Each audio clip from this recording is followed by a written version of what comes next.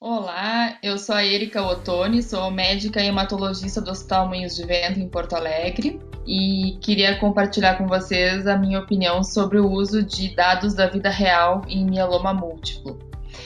Então, algum tempo a gente já tem visto resultados cada vez mais em congressos sobre a aplicabilidade dos estudos clínicos na prática clínica. Então, o uso dos protocolos fora do contexto do estudo clínico randomizado, super controlado.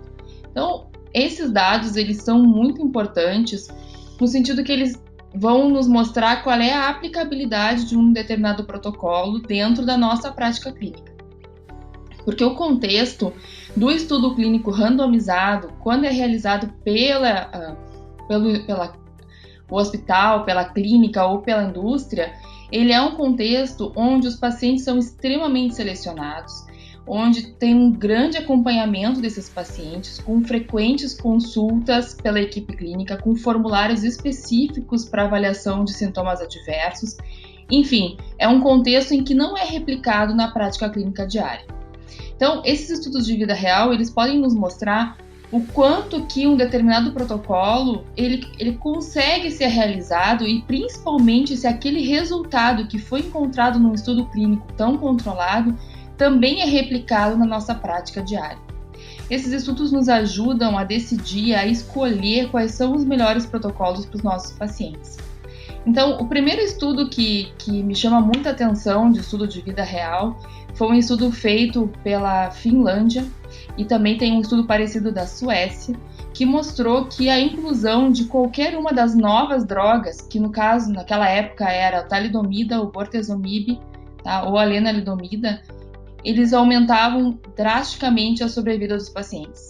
Então esse foi um dos primeiros estudos que foi publicado em 2013 ou 2015, que já mostrou que a introdução das novas drogas, e no estudo finlandês também mostrou que o transplante também tinha uma relação grande com a sobrevida dos pacientes. Em vários países, a conduta de se ter dados, bases de registro eletrônicos como de rotina é bastante comum. Não é a nossa realidade no Brasil, acho que a gente deve evoluir para isso no futuro próximo, eu espero, né? Pelo menos nos centros maiores, mas em alguns países isso já é a realidade. E recuperar esses dados e usar esses dados de maneira correta para chegar aos resultados tem sido bastante considerado pelas agências regulatórias, principalmente o FDA, que tem tentado direcionar já no seu site, já tem algumas diretrizes de como que se usa esses dados para se conseguir resultados confiáveis. Então, assim, principais pontos que eu acho importante dos dados de vida real. Quando a gente vai olhar um estudo clínico, hoje a gente não tem comparação entre os protocolos, um protocolo contra outro protocolo, principalmente os triplets. Geralmente os protocolos são comparados com a melhor terapia vigente até o momento, então vários protocolos foram lançados ao mesmo tempo praticamente. Então a gente não tem a comparação entre, por exemplo, o Pollux contra o Turmaline, contra o Aspire, a gente não vai ter, e provavelmente a gente nunca vai ter esse tipo de estudo, né? Então, já está noutra fase, estão comparando o triplet com o quádruplet, então a gente não vai nunca conseguir, provavelmente, fazer essa comparação. Agora, nos dados de vida real, possivelmente a gente consiga, pelo menos, ter uma ideia de como isso acontece. Então, por exemplo, assim, quando a gente, todo mundo fala, em todas as aulas a gente sempre ouve isso, né? Não se deve fazer a comparação entre os estudos. E a gente vê meta-análises usando o hazard ratio para ter uma ideia da eficácia daquele protocolo. Que isso parece ser uma medida mais fidedigna da realidade, usar o hazard ratio. Mas é inevitável que vá se olhar o tempo de sobrevida livre de progressão. E isso costuma ser um critério dos hematologistas para decidir qual protocolo que vai ser usado. Agora, quando se vai olhar os critérios de inclusão dos pacientes nesses estudos, se viu que é muito diferente do que é o paciente que a gente recebe na nossa clínica diária.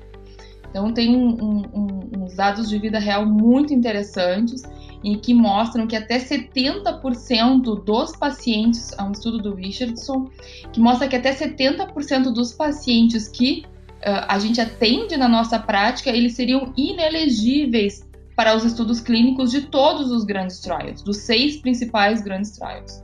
Então, 70% dos nossos pacientes não entrariam em nenhum estudo clínico. E isso mostra o quanto a gente está longe de atingir aqueles resultados, né? E até porque os pacientes que são considerados inelegíveis para os estudos clínicos randomizados, eles têm sim uma sobrevida pior, uma sobrevida livre de progressão pior do que os pacientes que são considerados elegíveis. E principais critérios para não serem elegíveis foram número de comorbidades, idade avançada, creatinina alterada, que é extremamente comum nos pacientes com mieloma. Idade mais avançada é a característica dessa doença. Então, a gente tem que lembrar que nos resultados que a gente lê dos grandes trials, eles são pacientes selecionados com menores, com idade são mais jovens, com menos comorbidades, né? São pacientes mais fit do que o nosso paciente da realidade. Então, cada vez que a gente encontra esses estudos de vida real, isso nos conforta um pouco, porque a gente pode comparar a nossa prática com a prática que vem acontecendo em outros locais. Então, a sobrevida de um estudo de vida real deve ser mais parecida com o que a gente encontra nos nossos pacientes do que do estudo clínico. E a gente vê, e existe sim essa discrepância já relatada na literatura, tá? Então, tem um estudo apresentado no IHA de 2019, da Dr. Davis, comparando os triplets que contêm o bortezomib, o carfilzomib, o daratumumab ou o ixazomib nos pacientes refratários. E, pela análise, não é tão diferente a sobrevida livre de progressão nos pacientes para qualquer um desses protocolos, o que é diferente do que a gente encontra nos dados dos estudos clínicos randomizados. Então, a gente tem que levar em consideração que talvez os estudos de vida real eles possam nos trazer esse tipo de informação.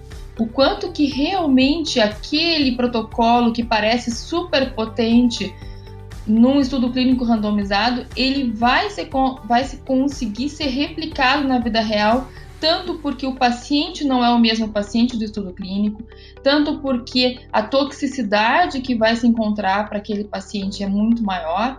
Então, eventualmente, a gente tem que adequar a nossa expectativa e as expectativas dos pacientes também com os resultados que a gente lê nos estudos clínicos. Não é uma crítica ao estudo clínico. O estudo clínico é extremamente necessário. A comparação num meio mais rígido, rigoroso, é muito importante para a gente entender a eficácia de um tratamento, mas os estudos de vida real vêm complementar essa informação. Eles vão conseguir trazer a generalização daquele dado. Então, ter uma forma mais normatizada, padronizada de abastecer essas plataformas eletrônicas para que a gente tenha esses estudos de vida real, isso é extremamente válido.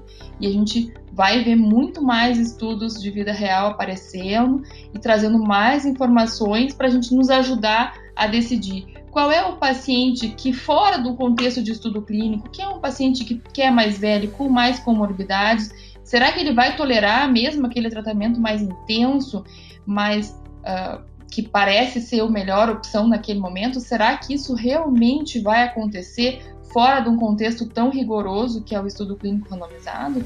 Então, essa característica dos estudos de vida real são muito importantes. Então, é muito importante e vai nos ajudar muito na prática clínica a decidir qual é o melhor tratamento para o nosso paciente.